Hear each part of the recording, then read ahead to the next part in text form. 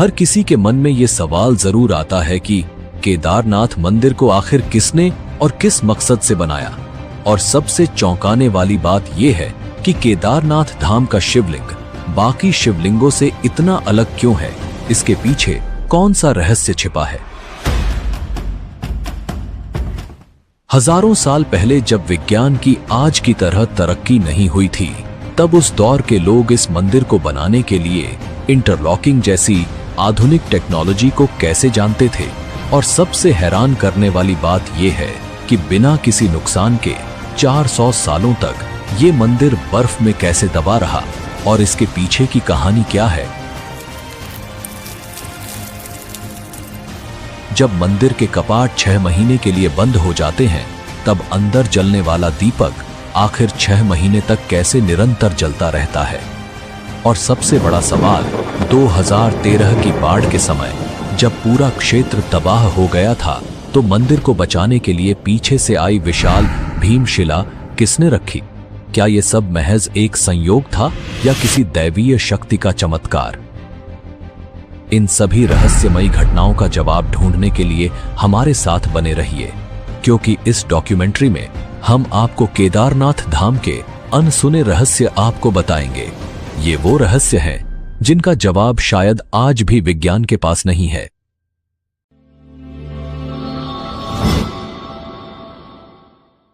भारत के उत्तराखंड में बसा केदारनाथ धाम केवल एक मंदिर नहीं, बल्कि आस्था, रहस्य और चमत्कारों का अद्भुत संगम है। हिमालय की ऊंचाइयों में 12 ज्योतिर्लिंगों में से एक यह पवित्र स्थल सदियों से भक्तों को अपनी ओर खींचता आया है।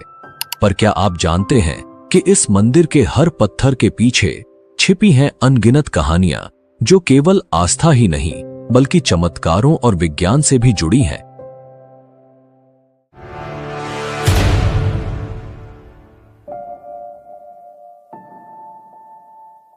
16 जून 2013 की वह काली रात, जब प्रकृति ने अपना तांडव दिखाया और उत्तराखंड के केदारनाथ में हर ओर विनाश कर दिया। लेकिन इसी विनाश के बीच एक ऐसा चमत्कार घटा जिसने लोगों की आस्था को और भी गहरा कर दिया। आइए हम आपको उस समय की भयावहता और चमत्कार के बारे में बताते हैं जिसने केदारनाथ मंदिर को बचाया था। उस रात केदारनाथ में बाढ़ का पानी मंदाकिनी नदी से उफनता हुआ आ रहा था। भारी बारिश और चौराबारी ग्लेशियर के पिघलने से स्थिति और भी भयावह हो गई। पानी, पत्थर और मलबा शहर को अपनी चपेट में लेता जा रहा था। जहां पहले पहाड़ों की सुंदरता थी, वहां अब विनाश का तांडव था। होटल, घर, दुकानें, सब कुछ बहा ले गया। करीबन 6000 लोग मारे गए और लाखों बेघर हो गए। लेकिन एक बात साफ थी, यह आपदा केदारनाथ मंदिर की ओर बढ़ रही थी। क्या यह भगवान शिव के पवित्र धाम को तबाह करने वाली थी? जैसे ही पानी मंदिर की ओर बढ़ा, अचानक एक विशाल शिला, जिसे अब भीमशिला कहा जाता है, पानी के बहाव के साथ बहती हुई मंदिर के पीछे आकर रुक गई। वह पत्थर मंदिर के करीब 50 फीट पीछे रुक गया और बाढ़ के पानी को 2 हिस्सों में बांट दिया। उस क्षण मानो भगवान शिव की स्वयं कृपा ने मंदिर को तबाही से बचा लिया। बाढ़ का सारा पानी भीमशिला से टकराकर मंदिर के दोनों ओर से बह गया। आसपास के सभी ढांचे बह गए, लेकिन मंदिर, शिव का यह पवित्र धाम, चमत्कारिक रूप से सुरक्षित बचा रहा। यह सिर्फ एक घटना नहीं थी, यह शिव के प्रति भक्तों की आस्था का जीवंत प्रमाण बन गया। इस विशाल शिला को स्थानीय लोगों ने भीमशिला का नाम दिया। महाभारत के वीर योद्धा भीम के नाम पर रखी गई यह शिला अब केदारनाथ धाम के चमत्कार की प्रतीक बन चुकी है। इसका नाम भीमशिला ही क्यों रखा गया और पांडव का केदारनाथ से क्या संबंध था, वो हम आगे बात करेंगे। लोगों का मानना है कि यह भगवान शिव की कृपा और महाभारत के भीम की शक्ति का प्रतीक है। आज भी भक्त इस शिला की पूजा करते हैं, इसे मंदिर के दर्शन का अभिन्न अंग मानते हैं। वैज्ञानिक भी इस घटना से हैरान रह गए। उनका मानना है कि यह पत्थर पहाड़ से खिसक कर बहता हुआ नीचे आ गया था। लेकिन यह कैसे संभव हुआ कि यह शिला मंदिर के ठीक पीछे आकर रुकी और पानी के बहाव को 2 हिस्सों में बांट दिया। यह शिला लगभग 20 से 25 फीट लंबी और 10 से 15 फीट चौड़ी थी। इसका वजन लगभग 1000 मीट्रिक टन का माना जाता है। अगर यह शिला मंदिर से टकराती तो मंदिर को पूरी तरह नष्ट कर देती। उस दौरान मंदिर में करीबन 300 लोग ने शरण ली हुई थी और इस शिला की वजह से उन सब की जान बच गई। हम सबके मन में ये सवाल जरूर आता है कि 2013 की इतनी भयंकर जल प्रलय के बावजूद केदारनाथ मंदिर आज भी कैसे सुरक्षित खड़ा है। इसका जवाब छुपा है प्राचीन इंटरलॉकिंग टेक्नोलॉजी में। इस तकनीक से मंदिर के भारी पत्थरों को बिना किसी गाड़े या सीमेंट के इस तरह जोड़ा गया कि वो एक दूसरे में पूरी तरह फिट हो गए। हजारों साल पहले जब तकनीक और आधुनिक उपकरणों का कोई नामो निशान भी नहीं था, तब इस मंदिर को भारी पत्थरों से बनाया गया। लेकिन इन पत्थरों को जोड़ने के लिए किसी गाड़े या सीमेंट का इस्तेमाल नहीं हुआ। प्राचीन भारतीय कारीगरों ने पत्थरों को इस प्रकार तराशा कि वो एक दूसरे में एकदम सटीक तरीके से लॉक हो जाते थे। इस तकनीक ने मंदिर को प्राकृतिक आपदाओं से बचाया है, चाहे वो भूकंप हो, भारी हिमपात हो या फिर बाढ़। 2013 की भयंकर बाढ़ के दौरान जब पूरा क्षेत्र तबाह हो गया था, फिर भी केदारनाथ मंदिर पूरी तरह सुरक्षित रहा। यही नहीं, इस मंदिर की दीवारें आज भी वैसे ही खड़ी हैं जैसे सदियों पहले थीं। ये इंटरलॉकिंग तकनीक ही थी जिसने पत्थरों को इतना मजबूत बना दिया कि उन्हें कोई आपदा हिला नहीं सकी। एक ऐसी तकनीक जो आज भी वैज्ञानिकों को चौंका रही है। यही है भारतीय वास्तुकला का कमाल। तो हमारे मन में सबसे बड़ा प्रश्न यह उठता है कि आखिर किसने इतनी मजबूत और अत्याधुनिक तकनीक से केदारनाथ मंदिर का निर्माण किया। इसके पीछे की कहानी और इतिहास को जानना बेहद दिलचस्प है। तो चलिए हम शुरुआत से ही इस पवित्र मंदिर के इतिहास की गहराइयों में झांकते हैं और समझते हैं कि किसने और कैसे इस अद्भुत मंदिर का निर्माण किया। क्या आप में से कोई ऐसा है जिसके दिल में केदारनाथ धाम के दर्शन की गहरी इच्छा है? अगर आपकी भी यही तमन्ना है कि भोले बाबा के चरणों में शीश झुकाएं, तो कमेंट में हर हर महादेव लिखकर अपनी भावनाओं को व्यक्त करें। बाबा जल्द ही आपकी इच्छा पूरी करेंगे।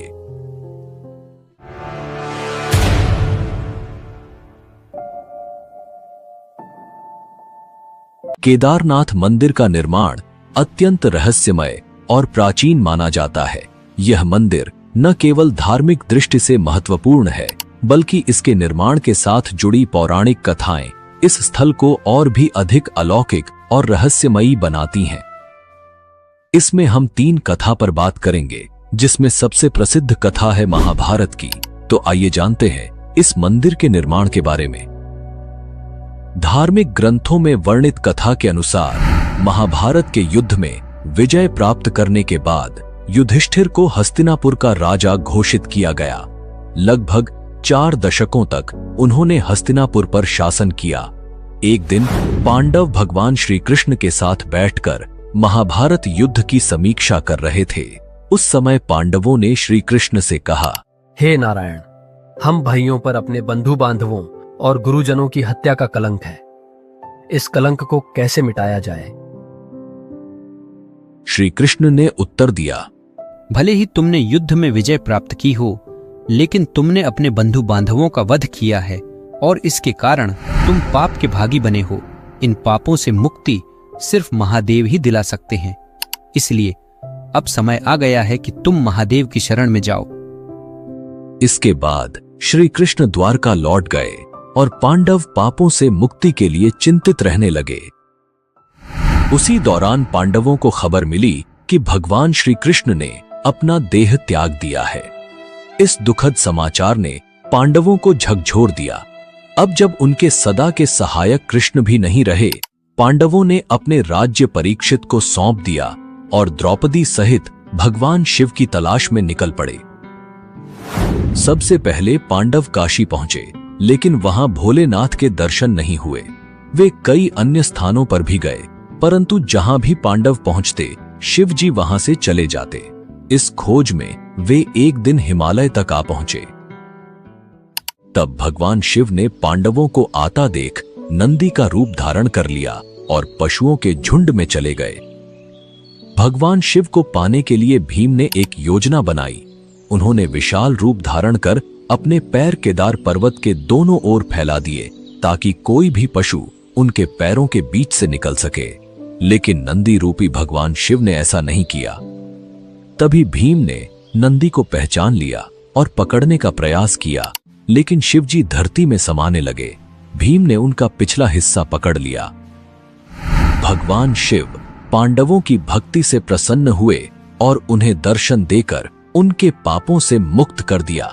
तभी से भगवान शिव यहाँ नंदी की पीठ के रूप में पूजे जाते हैं। इसी वजह से केदारनाथ का शिवलिंग बाकी शिवलिंगों से अलग है। ऐसा कहा जाता है कि जब भगवान शिव ने पांडवों को उनके पापों से मुक्त किया और उनका प्रायश्चित स्वीकार किया, तब पांडवों ने केदारनाथ मंदिर का निर्माण करवाया। यह भी कहा जाता है कि भगवान शिव का शरीर पृथ्वी के अलग अलग हिस्सों में प्रकट हुआ, जिससे पंच केदार की उत्पत्ति हुई। भगवान शिव का मुख नेपाल के पशुपतिनाथ मंदिर में, भुजाएं तुंगनाथ में, मुख रुद्रनाथ में, नाभि मदमहेश्वर में और जटाएं कल्पेश्वर में प्रकट हुई। यही 5 स्थान पंच केदार के रूप में पूजित हैं। केदारनाथ को पंच केदार में सबसे प्रमुख माना जाता है, क्योंकि यहां भगवान शिव के पीठ रूप की पूजा की जाती है। अगर आप पंच केदार के बारे में एक विस्तृत डॉक्यूमेंट्री देखना चाहते हैं तो कमेंट में हमें जरूर बताएं। हम आपको अगली डॉक्यूमेंट्री में इस रहस्यमयी यात्रा पर जरूर ले चलेंगे। केदारनाथ मंदिर निर्माण का दूसरा सबसे पुराना और महत्वपूर्ण पौराणिक संदर्भ भगवान विष्णु के अवतार नर नारायण ऋषि की तपस्या से जुड़ा हुआ है। शिव पुराण की कोटि रुद्र संहिता में उल्लेख है कि बद्रीवन में भगवान विष्णु के अवतार नर नारायण पार्थिव शिवलिंग बनाकर उनकी पूजा करते थे। कहते हैं कि नर नारायण की घोर तपस्या से प्रसन्न होकर भगवान शिव उनके सामने प्रकट हुए और उनसे वरदान मांगने को कहा। नर नारायण ने भगवान शिव से प्रार्थना की कि वे इस पवित्र स्थान पर सदैव ज्योतिर्लिंग के रूप में निवास करें, ताकि सभी भक्त उन्हें साक्षात देख सकें। भगवान शिव ने यह वरदान स्वीकार किया और तब से यहां उनकी पूजा ज्योतिर्लिंग के रूप में होती है। इस कथा के अनुसार केदारनाथ का ज्योतिर्लिंग भगवान शिव का एक महत्वपूर्ण रूप है, जो नर नारायण की तपस्या के कारण स्थापित हुआ। यह स्थान शिव और विष्णु की अद्वितीय एकता का प्रतीक है, जहां शिव जी केदारनाथ में ज्योतिर्लिंग के रूप में और विष्णु जी बद्रीनाथ धाम में विराजमान हैं। कहा जाता है कि 8वीं शताब्दी में आदि शंकराचार्य ने केदारनाथ मंदिर का पुनर्निर्माण करवाया और हिंदू धर्म के पुनर्जागरण में महत्वपूर्ण भूमिका निभाई। उन्होंने केदारनाथ मंदिर में ज्योतिर्लिंग की स्थापना की और इस मंदिर को एक प्रमुख तीर्थ स्थल के रूप में स्थापित किया। आदि शंकराचार्य ने केदारनाथ में अपने अंतिम दिन बिताए और यहीं पर उन्होंने मोक्ष प्राप्त किया। उनकी समाधि आज भी केदारनाथ मंदिर के पीछे स्थित है, जहां भक्त उनकी पूजा और स्मरण करते हैं।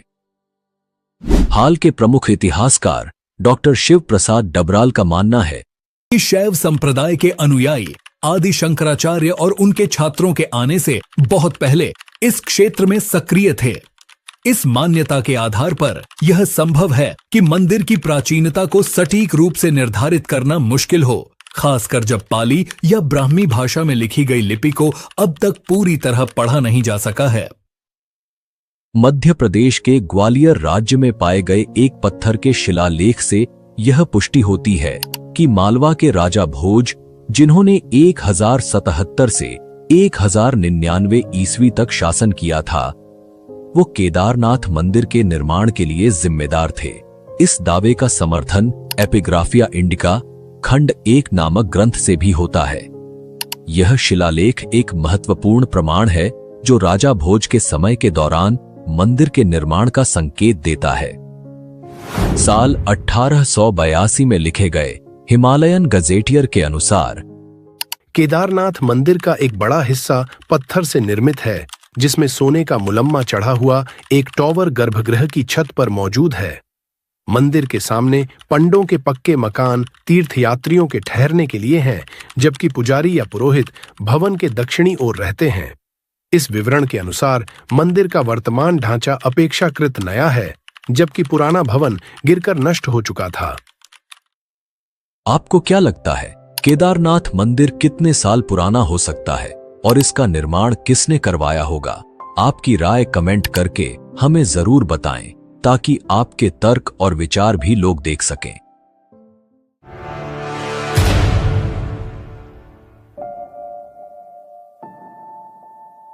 अब हम आपको एक ऐसे अध्याय में लेकर जा रहे हैं जो आपको हैरान कर देगा। यह केदारनाथ धाम के इतिहास का वो हिस्सा है जब यह भव्य मंदिर 400 साल तक बर्फ में दबा रहा और फिर भी सुरक्षित बचा रहा। यह कैसे संभव हुआ? क्या यह भगवान शिव की कृपा थी या प्रकृति के अद्भुत विज्ञान का चमत्कार? इस रहस्य को समझने के लिए हमें इतिहास के पन्नों में और गहरे उतरना होगा।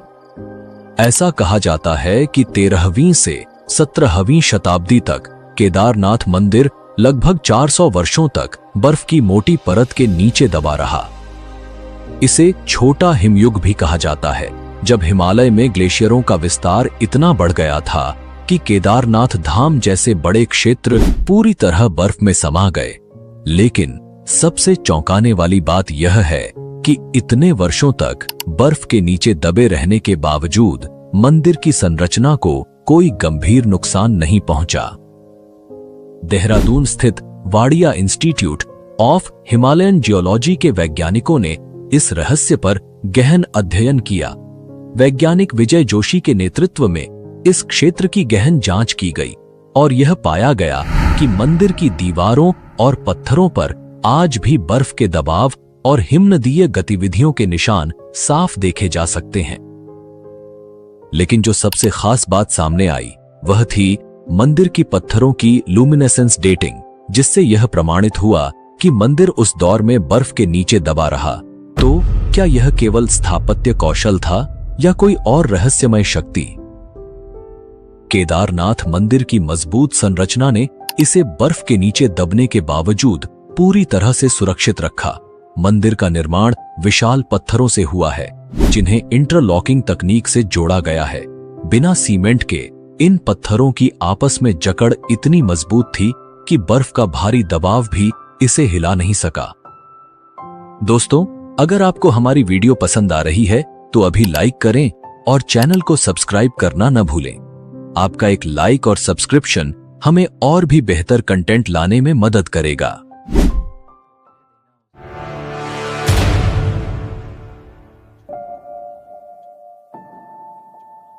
अब हम आपको एक ऐसे रहस्य से परिचित कराने जा रहे हैं जिसने आधुनिक वैज्ञानिकों को भी हैरान कर दिया है।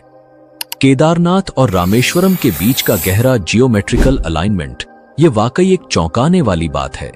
सोचिए, ये दोनों मंदिर एक सीधी रेखा में कैसे हो सकते हैं, जबकि ये हजारों किलोमीटर दूर हैं। जब आप इस रहस्य के बारे में जानेंगे तो हैरान रह जाएंगे। यह प्राचीन भारतीय ज्ञान और वास्तुकला का एक अद्भुत उदाहरण है, जिसे आज की आधुनिक दुनिया में समझना कठिन है। क्या आपने कभी सोचा है कि केदारनाथ और रामेश्वरम जैसे दूरस्थ मंदिर कैसे एक ही रेखा पर हो सकते हैं? ये रहस्य न सिर्फ श्रद्धालुओं को बल्कि वैज्ञानिकों को भी हैरान कर चुका है। उत्तराखंड के केदारनाथ और दक्षिण भारत के रामेश्वरम ज्योतिर्लिंग 79 डिग्री देशांतर रेखा पर स्थित है। लेकिन यही नहीं, इनके बीच 5 और शिव मंदिर हैं जो सृष्टि के पंच तत्वों जल, वायु, अग्नि, आकाश और धरती का प्रतिनिधित्व करते हैं। अब सोचिए, हजारों साल पहले जब उपग्रह तकनीक या जीपीएस जैसी कोई आधुनिक तकनीक नहीं थी, तब भी हमारे प्राचीन वास्तुकारों ने इतनी सटीकता से इन मंदिरों को एक सीध रेखा में कैसे स्थापित किया। यह जानकर हैरानी होती है कि केदारनाथ और रामेश्वरम के बीच 2383 किलोमीटर की दूरी है और इन 7 मंदिरों का एक ही रेखा में होना महज संयोग नहीं हो सकता। इन मंदिरों की स्थापना 1500 से 2000 साल पहले हुई थी और वैज्ञानिक दृष्टिकोण से ये एक अद्भुत ज्योमेट्रिकल अलाइनमेंट का हिस्सा है। यह सिर्फ धार्मिक नहीं बल्कि ब्रह्मांडीय संतुलन की भी एक झलक देता है। ये इस बात का प्रमाण है कि हमारे पूर्वजों के पास गहरे वास्तुकला और भूगोल का ज्ञान था। अब आइए इस अद्भुत 79 डिग्री देशांतर रेखा के बारे में बात करें। इस रेखा पर केदारनाथ और रामेश्वरम के बीच 5 और महत्वपूर्ण मंदिर स्थित हैं। कालेश्वर, श्रीकालाहस्ती, एकम्बरेश्वर, अरुणाचलेश्वर और चिदंबरम मंदिर। यह सोचने पर मजबूर कर देता है कि कैसे प्राचीन वास्तुकारों ने बिना किसी आधुनिक तकनीक के यह सब किया। उज्जैन के महर्षि पाणिनि संस्कृत विश्वविद्यालय के प्रोफेसर डॉक्टर उपेंद्र भार्गव का भी यही कहना है। यह तथ्य सही है कि ये मंदिर 79 डिग्री देशांतर पर स्थित हैं। हालांकि इनकी स्थापना अलग अलग समय पर हुई, इसलिए यह कहना कठिन है कि इन्हें किसी विशेष जियोमेट्रिकल अलाइनमेंट के तहत बनाया गया था। लेकिन एक बात निश्चित है, इन मंदिरों की स्थापना में अक्षांश और देशांतर का पूरा ध्यान रखा गया था और वास्तु सिद्धांतों का सटीक पालन किया गया है। ये रहस्य आज भी बना हुआ है जो हमें प्राचीन भारतीय ज्ञान और विज्ञान की गहराई से रूबरू कराता है। ऐसे में क्या आप भी सोच रहे हैं कि यह सब कैसे संभव हुआ? क्या यह महज संयोग है या प्राचीन ज्ञान का कोई अदृश्य सूत्र? यह सवाल हम सभी को सोचने पर मजबूर करता है। क्या आपको पता है कि विमान का कॉन्सेप्ट प्राचीन भारतीय शास्त्रों में मिलता है और आज भी लोग इसका उपयोग करते हैं? अगर आपको भी ऐसी प्राचीन भारतीय टेक्नोलॉजी के बारे में पता है तो कमेंट में जरूर बताएं। इससे दूसरे लोग भी हमारी प्राचीन तकनीक के बारे में जान सकेंगे।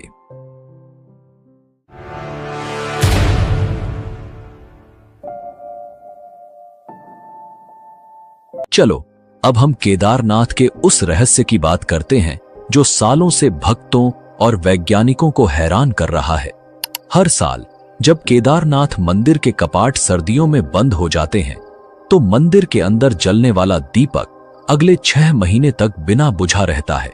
ये कैसे संभव है जबकि कोई भी व्यक्ति वहां मौजूद नहीं होता? और इतना ही नहीं, जब मंदिर के कपाट बंद होते हैं तो सवाल ये उठता है कि इस दौरान शिवलिंग की पूजा कौन करता है? मंदिर के कपाट बंद होने के बाद ये रहस्यमयी घटनाएं आज भी लोगों के लिए एक गहरे आश्चर्य का विषय हैं, जिसे न तो पूरी तरह से समझा जा सका है और न ही वैज्ञानिक इसका कोई ठोस प्रमाण दे पाए हैं। हर साल सर्दियों में भाई दूज के बाद जब बर्फ की सफेद चादर हिमालय पर फैल जाती है और इंसानों की पहुंच इस ऊंचाई तक नामुमकिन हो जाती है, तब केदारनाथ के कपाट बंद कर दिए जाते हैं। करीब 6 महीने तक यह मंदिर बंद रहता है। पौराणिक कथाओं के अनुसार जब सर्दियों के दौरान केदारनाथ मंदिर के कपाट बंद होते हैं, तब देवता और गंधर्व यहां आकर भगवान शिव की पूजा करते हैं। यह माना जाता है कि जब मंदिर में आम लोगों की पूजा बंद हो जाती है, तब भगवान शिव देवताओं और गंधर्वों के साथ यहां निवास करते हैं। जब मंदिर के कपाट बंद किए जाते हैं, तब मंदिर के अंदर एक दीपक जलाया जाता है। यह दीपक बिना किसी देखरेख के पूरे 6 महीने तक अविरत जलता रहता है और जब कपाट फिर से खोले जाते हैं, तब यह दीपक जलता हुआ मिलता है, जैसे मानो उस जगह पर शिव की दिव्यता कभी भी नहीं बुझती। क्या यह सच में किसी चमत्कार से कम है? एक ऐसा दीपक जो इंसानों की अनुपस्थिति में भी लगातार जलता रहता है और वह भी महीनों तक। इस रहस्यमयी घटना ने भक्तों के दिलों में गहरा विश्वास पैदा किया है। लिए यह इस बात का प्रमाण है कि भगवान शिव की उपस्थिति यहाँ हर समय बनी रहती है और जब इंसान दूर होते हैं तब भी यह धाम खाली नहीं होता, क्योंकि देवताओं का आगमन होता है। वैज्ञानिक दृष्टिकोण से 6 महीने तक जलने वाला दीपक और मंदिर की स्वच्छता अभी भी एक रहस्य है। कैसे संभव है कि इतने लंबे समय तक कोई दीपक बिना किसी बाहरी मदद के जलता रहे और कपाट खुलने के बाद मंदिर की सफाई और व्यवस्था ज्यों की त्यों मिलती है, मानो कोई वहां नियमित पूजा करता रहा हो। वैज्ञानिक अभी भी इस घटना को पूरी तरह से समझने में असमर्थ हैं। कपाट बंद होने के दौरान भगवान शिव की प्रतिमा और मंदिर से जुड़े धार्मिक प्रतीक, जिन्हें दंडी कहा जाता है, को विशेष सम्मान के साथ ऊखीमठ ले जाया जाता है। ऊखीमठ उत्तराखंड का एक पवित्र स्थल है, जहां भगवान केदारनाथ के विग्रह को सर्दियों के दौरान सुरक्षित रखा जाता है। वहां भगवान शिव की पूजा 6 महीने तक नियमित रूप से जारी रहती है। ऊखीमठ वह स्थान है जहां मंदाकिनी और अलकनंदा नदियां मिलती हैं और इसे केदारनाथ के शीतकालीन धाम के रूप में जाना जाता है। मंदिर के मुख्य पुजारी और अन्य पुरोहित ससम्मान भगवान शिव की प्रतिमा को लेकर पहाड़ के नीचे ऊखीमठ जाते हैं। यह प्रक्रिया विशेष मंत्रोच्चारण और अनुष्ठानों के साथ की जाती है। केदारनाथ मंदिर की पूजा व्यवस्था बहुत ही विशेष और प्राचीन परंपराओं से जुड़ी हुई है। इस मंदिर में पूजा का संचालन विशेष रूप से कर्नाटक के वीराशैव जंगम समुदाय के पुजारियों द्वारा किया जाता है, जिन्हें रावल कहा जाता है। रावल पुजारी यहाँ के मुख्य पुजारी होते हैं और भगवान शिव के सभी अनुष्ठानों का संचालन करते हैं। यह परंपरा सदियों पुरानी है और पीढ़ी दर पीढ़ी चली आ रही है। रावल पुजारी कर्नाटक के इसी समुदाय से चुने जाते हैं और उनके परिवार के लोग ही इस विशेष भूमिका को निभाते हैं। खास बात यह है कि केदारनाथ मंदिर के सभी प्रमुख अनुष्ठान कन्नड़ भाषा में ही संपन्न होते हैं।